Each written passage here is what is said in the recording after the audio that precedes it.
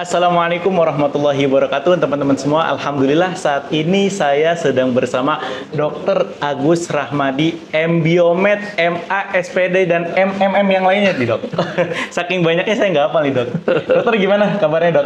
Alhamdulillah Mas Arif. Mas Arif gimana kabarnya? Alhamdulillah sehat dok. Sehat. Nih ibu-ibu pasti udah nggak asing lagi nih sama Dr. Agus Rahmadi karena cuplikan-cuplikan video itu banyak di Facebook, di YouTube, pokoknya banyak sekali lah platform-platform yang apalagi khususnya teman-teman pecinta herbal, pecinta kesehatan nih nggak asing lagi sama Dr. Agus Rahmadi nih.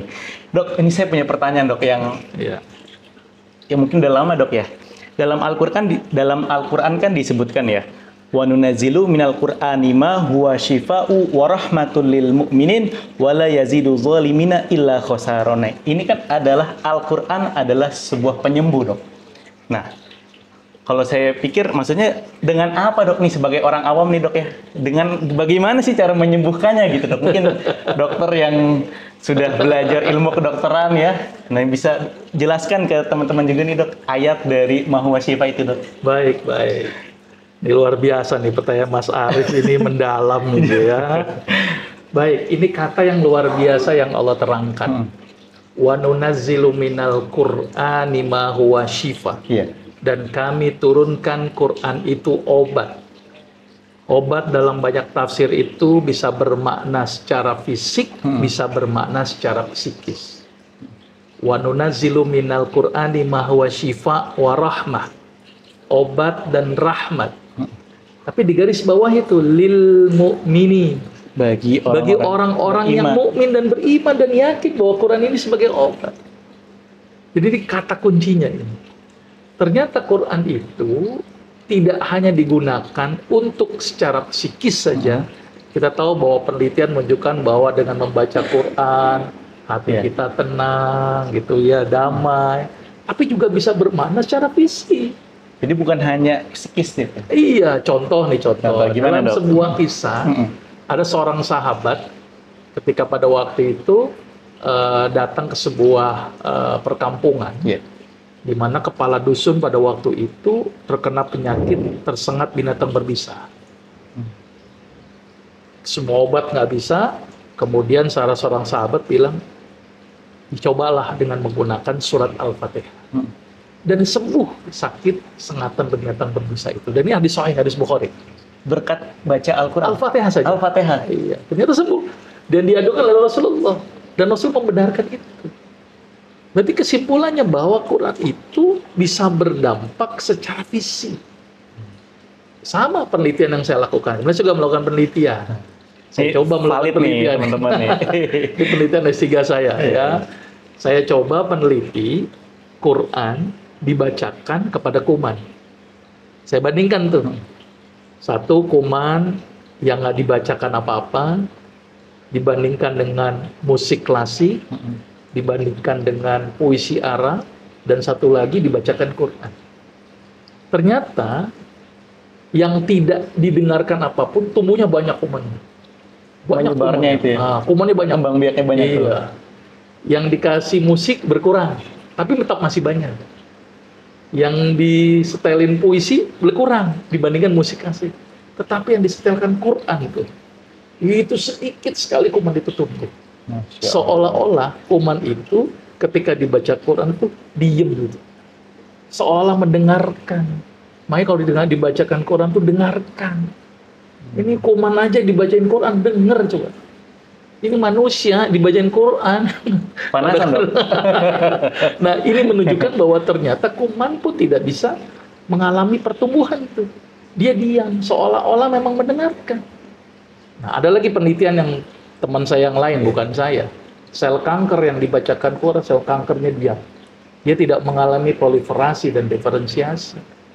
Berarti hal ini menunjukkan bahwa ternyata makhluk Allah yang namanya kuman, makhluk Allah yang namanya sel kanker, ketika dibacakan Quran, dia akan mendengarkan. Maka itu kata-kata dalam ayat Al-Quran juga disebutkan kan, tusabbihu lillahi ma fis samawati wa ma fil ard, dalam surat At-Taghabun.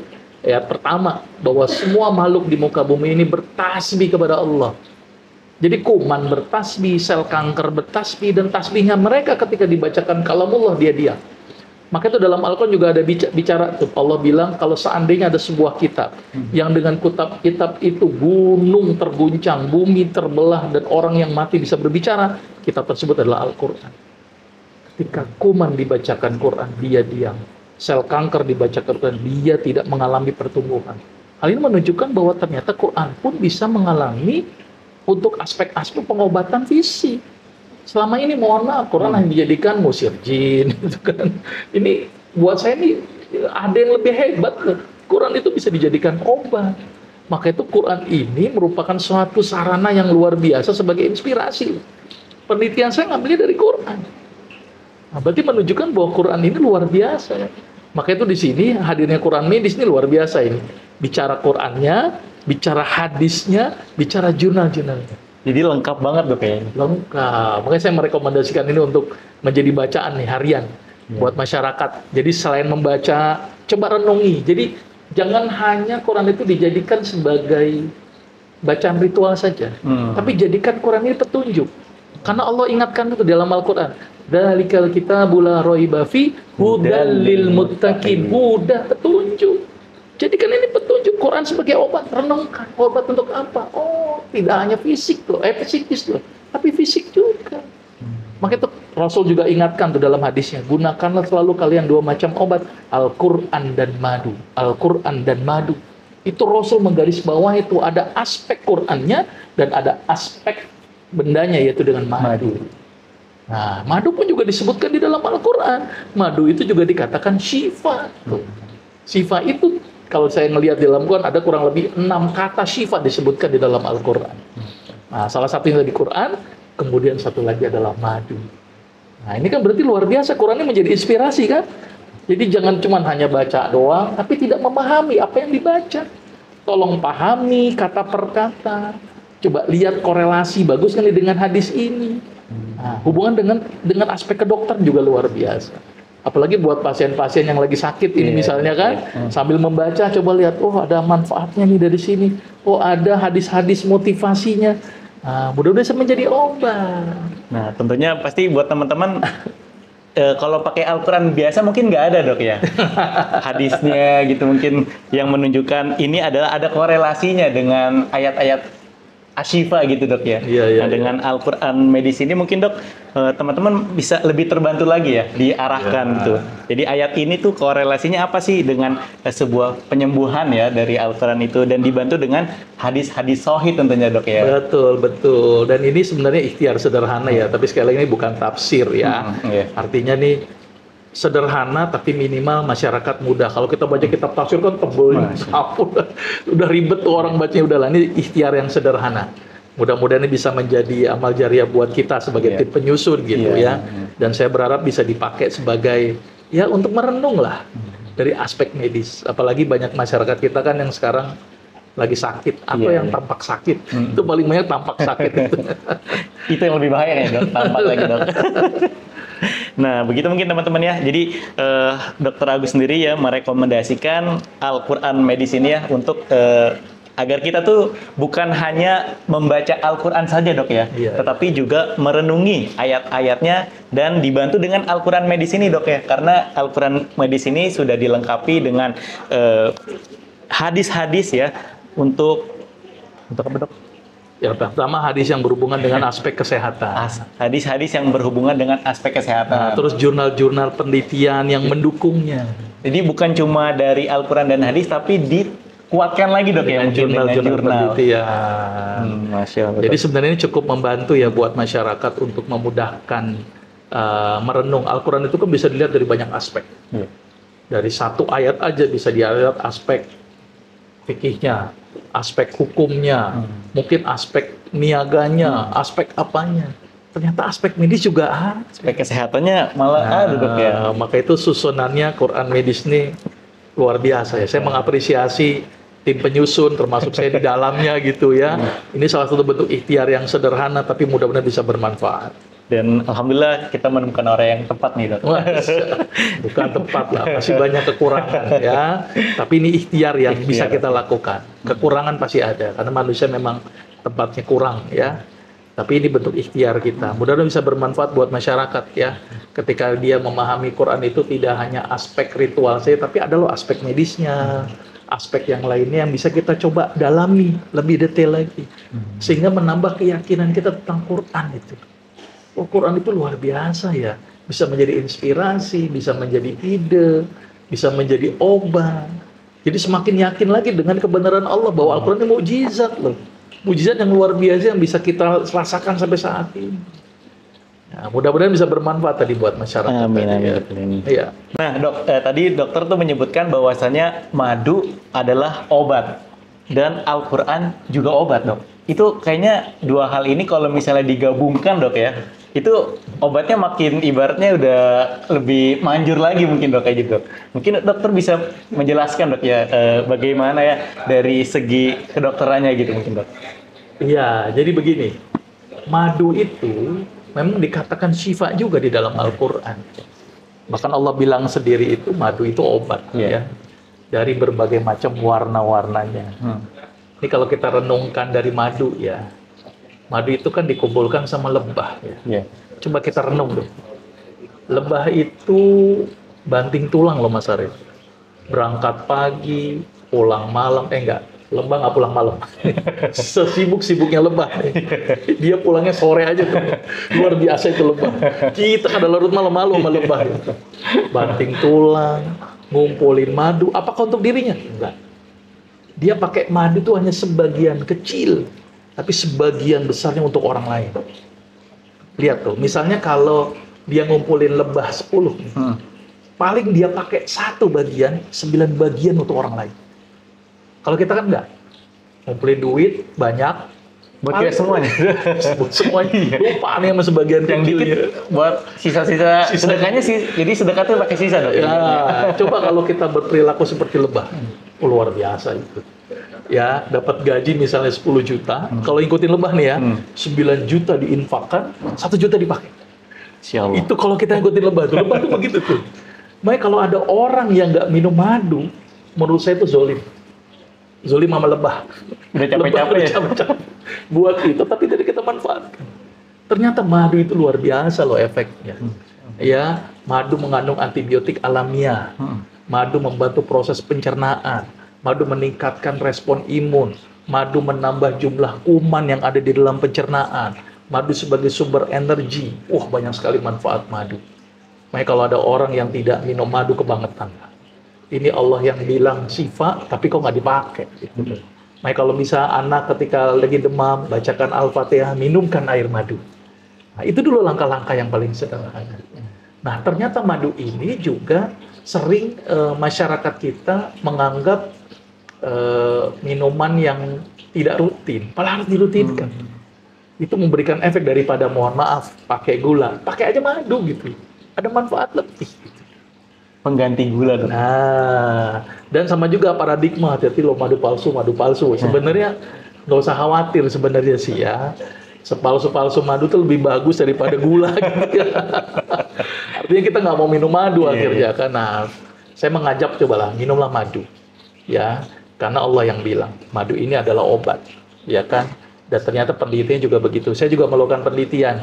Saya coba satu kuman, namanya kuman pada waktu itu saya teliti itu kalau nggak salah E. coli. Saya lupa nama kumannya. Kemudian saya teteskan madu, ternyata bikin zona hambat. Jadi ada, kalau nggak salah 4 kuman yang saya teliti. E. coli, Salmonella typhi, Staphylococcus aureus, itu yang saya teliti. Ya, sama Staphylococcus epidermidis, ada 4 kuman. Saya coba teteskan madu dalam pembiakan kuman, ternyata bikin zona hambat. Hal ini menunjukkan bahwa madu itu bisa mengeliminasi kuman-kuman negatif. Jadi dia tidak bisa berkembang. Makanya itu bagus tuh untuk kasus tipes, kasus diare gitu kan. Bisa kita diare minumkan air madu, sakit radang tenggorok gitu ya. Itu Staphylococcus aureus. Jadi ternyata penelitian menunjukkan bahwa madu itu sangat luar biasa. Nah ini juga diterangkan nih sedikit nih tentang madu di dalam Quran. Ada diterangkan di sini juga nanti ya. Masya Allah. Jadi biar bisa membaca ini dari Al-Quran Medis. Pokoknya kalau penasaran lihat aja deh di Al-Quran Medis ini, Dok ya. Iya, kira-kira begitu. Dok, ini kan kadang-kadang ya kita nih kalau misalnya kena penyakit ya bawaannya tuh ngeluh banget, Dok. Kira-kira kalau Al-Quran sendiri memandang orang yang terkena penyakit itu gimana, Dok? Ya, ini menarik sebenarnya kalau dikaji Mas Arif ya. Jadi saya teringat dalam sebuah ayat di dalam Al-Quran, ini kisahnya Nabi Ayub. Nabi Ayub, Dok, ya. Lihat kata-katanya nih, ini luar biasa nih perkataan. Anni masaniyad durru wa anta arhamur rahimin. Lihat perkataannya. Ya Allah, saya sedang sakit. Anni masaniyad durru. Tapi dilanjutnya dengan apa? Ya Allah, saya sedang sakit. Engkau maha penyayang di antara semua penyayang. Kenapa nggak Nabi Ayub berdoanya, Anni masaniyad durru wa anta syafi? Kenapa kok wa anta arhamur rahim? Kenapa wa anta nggak wa anta syafi? Kenapa nggak disembuhin gitu ya? Iya, artinya gini. Ya Allah, saya sedang sakit. Engkau maha penyayang di antara semua penyayang. Coba renungkan kata-kata gitu. Anni masaniyad durru wa anta arhamur rahim. Ternyata Nabi Ayub merasa dirinya ketika dia ada sakit, itu adalah bentuk sayang Allah kepada dirinya. Masya Allah. Kalau kita nganggap penyakit itu adanya musibah. Coba, kenapa nggak minta Allah sembuh gitu? Wa anta syafi gitu. Tapi kok wa anta arhamur rahimin gitu. Berarti ternyata sakit itu adalah mungkin ya Allah lagi sayang sama kita. Allah lagi memperhatikan kita. Sekarang kalau kita diperhatiin presidennya senang banget, apalagi diperhatiin sama Allah. Jadi ketika hadirnya sakit, harusnya kita mungkin memikirkan, oh dari sakit ini Allah sedang menghapuskan dosa-dosa saya. Dengan sakit ini mungkin saya jadi nggak pergi jauh-jauh, jadi saya nggak akan ada bencana yang lebih besar. Dengan sakit ini mungkin saya semakin dekat sama Allah. Jadi jadikan sarana sakit ini sebagai sarana bentuk syukur kita kepada Allah. Jangan dianggap sebagai ini suatu musibah, tapi menjadi suatu introspeksi diri untuk memperbaiki hal-hal yang buruk sambil ingat sama Allah. Karena kalau kita sakit, ngeluh sakit, yang ada nambah sakit. Mendingan kalau sakit, bahagia aja. Kalau bahagia kan malah endorfin keluar, malah itu menyebabkan respon imun jadi bagus, sakit juga makin berkurang. Tapi kalau sakit ngeluh, yang ada tambah sakit, kortisol akan turun. Maka itu konsep sakit itu sebenarnya mungkin ini bentuk sayangnya Allah kepada kita. Jadi jangan menganggap bahwa sakit ini sesuatu yang buruk menimpa kita. Karena boleh jadi ini menjadi pelajaran buat kita semuanya. Ya, mungkin ketika doa, ya Allah saya minta sembuh, kok nggak disembuh-sembuhin ya? Definisi sembuh itu boleh jadi mungkin Allah punya maksud lain. Mungkin tidak sembuh, tetapi mungkin jiwanya semakin dekat sama Allah. Allah menyelamatkan dari sesuatu musibah yang lebih besar lain. Contohnya orang lagi sakit sedih, aduh kan dia jadi nggak pernah jalan-jalan, jadi kan di rumah kan, coba kalau jalan-jalan, itu mungkin bisa ketabrak atau mungkin lebih parah lagi begitu. Jadi hikmah daripada sakit ini adalah mudah-mudahan Allah ngapusin dosa. Doa orang-orang yang sakit itu mustajab. Jadi kalau kita minta doa tuh datang sama orang yang sakit, minta doain orang yang sakit, bukan kita doain yang sakit. Kebalik berarti. Nggak bisa begitu. Karena doa itu mustajab. Gitu ya. Dan jangan menganggap bahwa penyakit ini sesuatu yang buruk buat kita. Boleh jadi dengan penyakit itu menjadi pelajaran yang positif buat kita. Maka itu doanya Nabi Ayub ini luar biasa, diabadikan di dalam Al-Quran, yaitu dalam surat Al-Anbiya ya, ayat 83. Hal ini menjadikan luar biasanya tentang Nabi Ayub. Sampai istrinya aja nanya, kenapa kok nggak minta sembuh sih? Karena engkau seorang nabi, gitu kan. Kok nggak mau minta sembuh sih? Tapi Nabi Ayub kan bilang kan, saya malu minta sembuh. Sehat saya tuh lebih lama daripada sakit saya. Sehatnya bertahun-tahun, sakit cuma 1 hari, ngeluhnya minta ampun, malu harusnya kita lah. Nah itu hikmahnya. Mudah-mudahan bagi yang sakit ini menjadi hikmah ya. Buat yang sakit mudah-mudahan menjadi semakin sabar. Ingat ya, sakit itu kan bentuk ujian dari Allah. Allah bilang juga di dalam Al-Quran, وَلَنَبْلُوَنَّكُمْ بِشَيْءٍ مِنَ الْخَوْفِ وَالْجُوعِ وَنَقْصٍ مِنَ الْأَمْوَالِ وَالْأَنْفُسِ وَالثَّمَرَاتِ وَبَشِّرِ الصَّابِرِينَ. Allah pasti akan uji itu. Kekurangan harta, kekurangan jiwa, kekurangan buah-buahan gitu kan. Tapi ingat Allah dalam ayat itu, وَبَشِّرِ الصَّابِرِينَ. Allah akan bersama dengan orang-orang yang sabar. Jadi bersabarlah dengan sakit. Mudah-mudahan ada hikmah. Nah ini konsep sehat dan sakit menurut Quran. Jadi jangan dianggap bahwa sakit itu buruk. Boleh jadi itu pelajaran dari Allah. Sebagai introspeksi diri kita. Mungkin ada pola hidup kita yang tidak tepat. Tapi yakinlah bahwa Allah tidak mungkin bersifat zalim. Yakinlah Allah itu nggak mungkin hambanya itu dibikin susah. Kalau kita orang-orang yang beriman. Ya, kita bicara di orang-orang yang berilmu. Mudah-mudahan semakin sabar nih bagi yang para sakit Ya, dan tapi tentunya bersenanglah dengan sakit. di ikhtiar juga dok ya. Ikhtiar itu tuh. perintah. Perintah dok. Kalau nggak ikhtiar namanya bunuh diri. Tapi konsep ikhlasnya harus muncul.